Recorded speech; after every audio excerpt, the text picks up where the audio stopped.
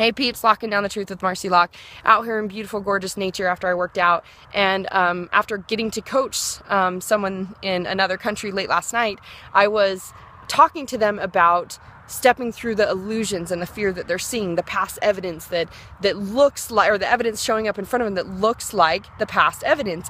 And the reality is that 99% of the population, I believe, less than 1% really understands the tools of how to work connected to their mind, body, spirit as a creator and to live in the life that they want. And that 19 out of 20 people, statistics show, fail at getting what they want. And the reality is that most people operate out of the illusion or the irrational fear, basically, is that they're living where irrational fear controls their life. And so irrational fear is a fucking illusion. This is what I want you to get. It's the fucking illusion. It's the things that make you say fuck everything and run, or false evidence appearing real is another analogy for it. But most people live their lives, and their lives are controlled by irrational fear. Fear that is not even true reality. It's an illusion. And what comes down to, if you either move or you don't, is the standards and expectations you have for your life. And so, because it's looking at these irrational fears and saying, is this really true? Is this really, going to give me what I want? Is this, how do I get to move forward? And so most people are living in the identities or the behaviors or the patterns that they created when they're 2 years old and 3 years old and 4 years old, instead of now learning how to create this life's purpose, which is, the purpose of this life is to discover and define who you are, your meaning in life, what you're here for, what you love to do, who you truly are, instead of living in the same subconscious belief systems, patterns, identities that you took on out of the perception of a 2-year-old or a 3-year-old or a 4-year-old. And most people stay in this place. And so then what we're operating out of is our identity versus our true capacity and capabilities. And this is why either there's a reason that you're not allowing yourself to live in a rockin' body of health, or you're not allowing yourself to have epic relationships or amazing finances and have it all. Is there something that says that scares me, or this is the identity that I have? I'm the fat one, I'm the wild child, or this is safe for me. And even if you're a perfectionist identity, which 99, I believe a huge amount of the population operates out of, some form of perfectionist identity, is that you won't even strive to go to success in that perfect place if there's a chance of failure. So you'll stay more so where it's comfortable and have the validation stories that you can't have certain things because it could look like failure.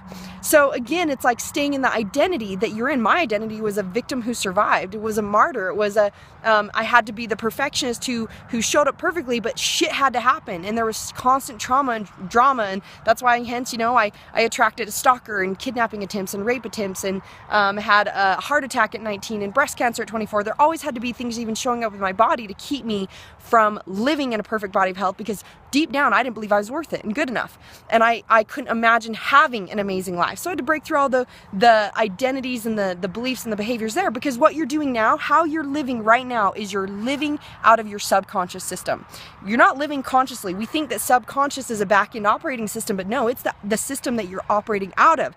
What is your opportunity is becoming conscious and aware. It's learning how to recognize when these patterns and these things don't show up that aren't allowing you to define who you truly want to be and be the person you want to be, and catching yourself and learning how to retrain your mind to act consciously and how to live consciously, so that it is every moment, every time something shows up, you are looking at it consciously and deciding what is the action and the behavior and the pattern and the person I want to be, and how do I what's the choice I make right now to create that, not just subconsciously acting out of your old belief systems and your old behaviors that you created to keep yourself safe, and continuing to stay in the same identities that you took on when you were little. It's learning how to become conscious of who you are now and who you want to be, and be the person by doing the things that person does to have those results, not the bullshit turnaround, which is, oh, if I can only have that, then someday I'll do that, and then I'll be that, and I'll be happy. You're living in that story of someday or maybe.